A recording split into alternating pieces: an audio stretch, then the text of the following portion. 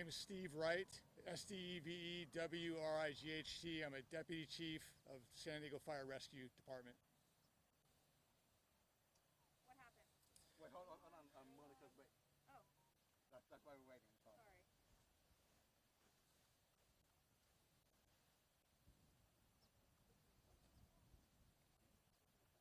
Are you ready? Yeah. Okay, today around 10 o'clock a.m. there was a boating incident that occurred off the Point Loma. It was a large vessel with multiple people that had to swim for the shore. Some of those people were brought out and saved by lifeguards. This was a multiple agency incident. Federal Fire had the jurisdictional responsibility for that area, but they also had Border Patrol, Fed Fire,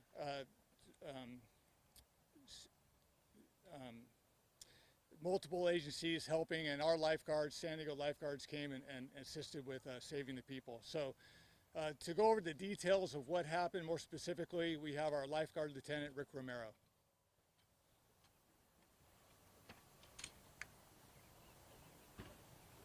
Good afternoon, Rick Romero, R-I-C-K-R-O-M-E-R-O, lifeguard lieutenant with San Diego Fire Rescue. So a little call came in at 9:56 from a commercial assistance vessel stating there's a vessel offshore near the surf line that looks like they're going to be in trouble. And so we sent a rescue boat initially as a check on, and then as we kept on getting updates on the Marine Channel 16, after we're getting closer to shore, only one person on board was the initial report, and then a few minutes after that, they're going to be in the surf line. We sent a response by land and by vessels, a jet ski, and a rescue boat. Once we arrived on scene, the boat had been basically broken apart. A 40-foot cabin cruiser with multiple people on board. The first report from the commercial assistance vessel was 3 or 4 people with PFDs waiting for help. That turned into much more people as we started getting on scene and analyzing the scene. There were people in the water drowning, getting sucked out the rip current there. There was people on shore, and the reports were CPR in progress down below with multiple people injured. And then we had 2 jet skis, 3 rescue boats coming. We picked up about 7 people in the water. 2 of them were face down and drowned. And then those were transported over to San Diego Harbor Police Dock. Federal Fire was there assisting with the initial medical triage. And then once we saw it was going to be a bigger situation with more people, the numbers kept on increasing. We called for more resources to SDFD, more ambulances and more rescue staff. Total about 30 people were involved in that boat, 3 of which were pronounced deceased. We did rescue about 6 people out of the water, and then Cliff extricated 1 person with our Cliff rescue vehicle. So a lot of moving parts. Federal Fire was there, lifeguards, SDFD, of course the park rangers there with the Department of Interior, U.S. Coast Guard, San Diego Port Police boats, and of course Border Patrol. So a lot of things going on out at once. Our goal was just to rescue everyone we can from the water and down on the beach and get them up safely, transported to the hospital as quickly as we can. And that's what kind of happened. That's what we did. Now we understand that there were 4 people in CPR status. 3 have just passed away. What about that 4th victim? I can't confirm that 4. I know it was 3 people doing CPR, and then those 3 had died. And can you talk about the other injuries? They range from just hypothermia, and others just from injuries caused by the breaking of the vessel. I can't confirm how many people had serious injuries, but a wide variety of injuries. Most of the people were able to walk themselves or swim this shoreline, but there was 6 to 7 people who just got sucked out that rip and were just getting pulled out to sea. That's when the lifeguard jet skis and rescue vessels were putting people on board the vessel. 2 of them were just unconscious and direct transport to San Diego Port Police Dock. Are we missing anybody? Men, women, or children? I don't have all that information. Now, we Are we understand this missing was anybody? Is anybody still? That's unknown, so I don't know. So there could possibly be more people out there. There was a lot of people on the boat, yeah.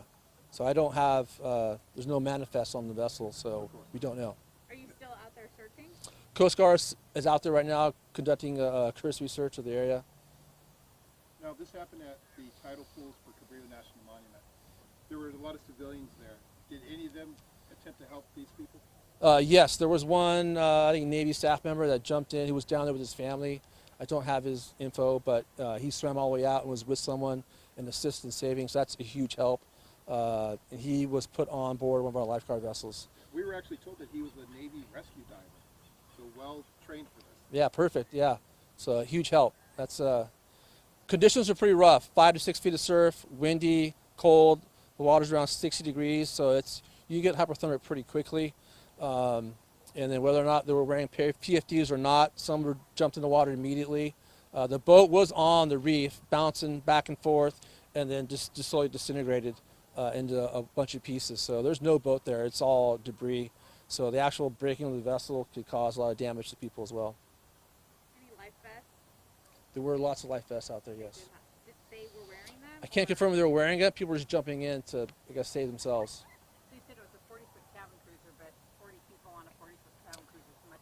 The count was 30 people. 30 people, so way overcrowded. Overcrowded, yes. And do we know where this boat came from? I do not know. Can we ask questions? Is there any minors? No. I don't have that info. Come on up. Next. Hello, my name is Jeff Stevenson. I'm a supervisory border patrol agent, San Diego sector. It's JFF, last name Stephenson. Thank you, sir. Can you talk about your agency's efforts? So every indication from our perspective is that this was a smuggling vessel used to smuggle migrants into the United States illegally. We haven't confirmed the nationality of the people involved, but our agents are with many of them at the hospital. And the man who we believe was the operator, agents are with them, and the suspected smuggler, but the investigation is still unfolding. And this weekend, you guys are supposed to have a maximum enforcement, having more people out in the waters, more people by air and sea, looking for boats like this. Yeah, so this weekend we worked with our DHS partners, Coast Guard, CBP Air Marine Operations, who's here you can also speak with, and we were putting more resources out on the water to interdict vessels like this, and we announced it in advance to try to deter as much as we could to kind of send the message to smugglers. The ocean is inherently unsafe. The reality is crossing the border illegally is unsafe no matter the method, especially at sea. You know, with water temperatures being what they are, and as the lifeguards described, high surf, it's a very dangerous scenario, and the smugglers really just don't care about the people they're exploiting. All they care about is lining their own pocket for profit. What does this tell you about the level of desperation and or the greed of the smugglers? Well, as I said, the smugglers, they don't care about the people they're exploiting. All they care about is profit. To them, these people are just commodities. So you can see that in the way they treat them. Inadequate safety equipment, really poorly equipped vessels, and giving them minimal, sometimes they'll give them flotation devices and life jackets, but they're old, they're tattered. There's not like normal equipment you'd see, and they pack them onto these vessels. Obviously, this one was severely overcrowded. Is it safe to assume the boat was from Mexico, and as far as that, maybe Ensenada? Well, as far as the origination of the vessel itself, I mean, who knows, but the origination point, a lot of them we see coming out of like the Rosarito area, but I mean, they originate from various different beaches down there along the Baja coast and make their way up north. This being a fairly large boat, it has to assume it came out of the port. I couldn't say. Now, you guys mentioned in that release an increase of maritime smuggling. Why do you think there is an increase in that method of smuggling? So, with the increase in border infrastructure and patrols on the land, and smugglers look to, any vulnerability they think there is, and they are looking for any method they can to move what they view as a commodity. So that's the most likely scenario, but the reality is they just one more method of smuggling, by land, what we usually see, and we see it by sea in incidents like this. This is nothing new. We've seen this kind of on the ebb and flow, up and down throughout the years. But these last couple of years, we've seen a dramatic increase. Last year, comparing FY20 to FY19, we had about a 92% increase in apprehensions in the maritime domain. And this year, we're seeing a pretty steady increase as well. That it will probably be, by the end of the year, at least equal to what we had last year. Now, with this operation and you guys having like extra resources out in the water, had you guys encountered this boat? Were you like, was it on your radar or anything like that before this actually happened?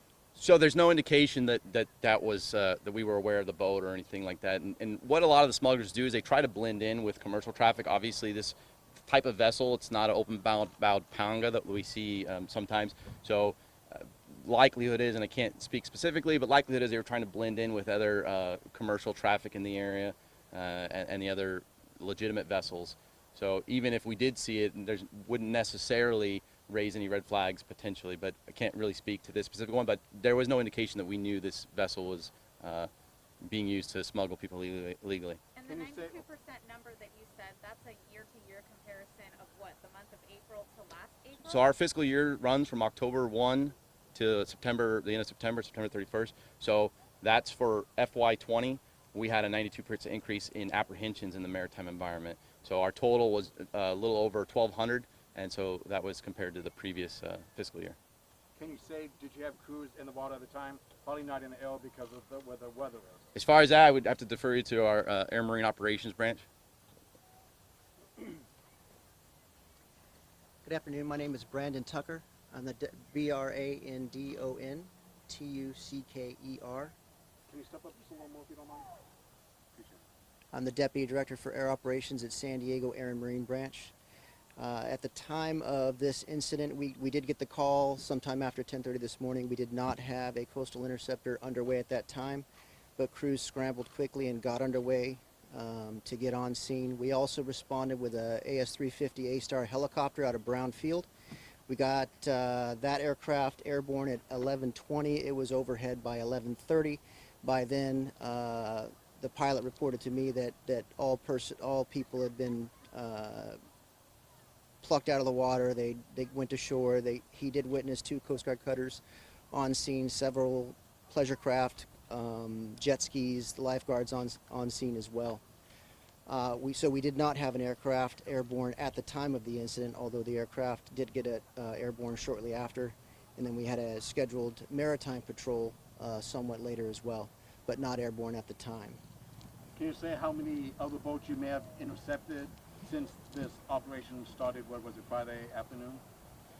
Have you caught anybody else that we didn't know about? Not as tragic as this. Was there any other boats that you guys got? Certainly not as tragic as this, but negative on no other boats had been located last night. However, we did release a press release on Thursday where there was a panga interdicted multi-role enforcement aircraft detected this vessel coming in from the maritime boundary line from Mexico, and we called in and intercepted it with a coastal interceptor vessel on Thursday, and with 21 migrants on board. And we can provide that press release again if you don't have that one, but we did intercept that vessel on Thursday. Are you guys going to continue this operation? For Air and Marine's perspective, we're out there 7 days a week, 24 hours a day, so we do focus operations here and there. When we have additional resources available to us, we do surge, but Air and Marine is out in the waters and air offshore San Diego 24/7, 365. Can you talk about the magnitude of finding 30 people on one vessel? Is that amount of people on one common, or is it normally smaller groups and panga boats and stuff like that? It is normally smaller boats slightly and slightly smaller groups. This one was particularly large for of course we're assuming that it was illegal migration, but generally they are smaller in the 20 to 30 foot range, generally about 20 plus migrants. This one was a bit larger than normal, but the overcrowding on these vessels, the unsafe conditions on these vessels, it's the same. It's just slightly larger. You can't confirm men, women, or children. I can't. I've been trying to get that information, but I can't yet. Sorry. Can you guys talk about next steps for those at the hospital and what charges the suspected operator might take? I'll defer to prosecutors on what charges, but we do have the boat captain in custody. Nationality? Unknown at this time. What's the condition of the captain? He's a bit out of it, but he is speaking to agents on scene. Is he known to your agency? I wouldn't know. I not that I know of. So these are really big operations that seem to be taking place. Are these like the drug cartels? They're human smuggling cartels? I wouldn't know in this particular case, but I would assume that, yes. What hospitals? Are they all over the county? I have the numbers, but it's I think around 8 or 9 different hospitals that they were taken to.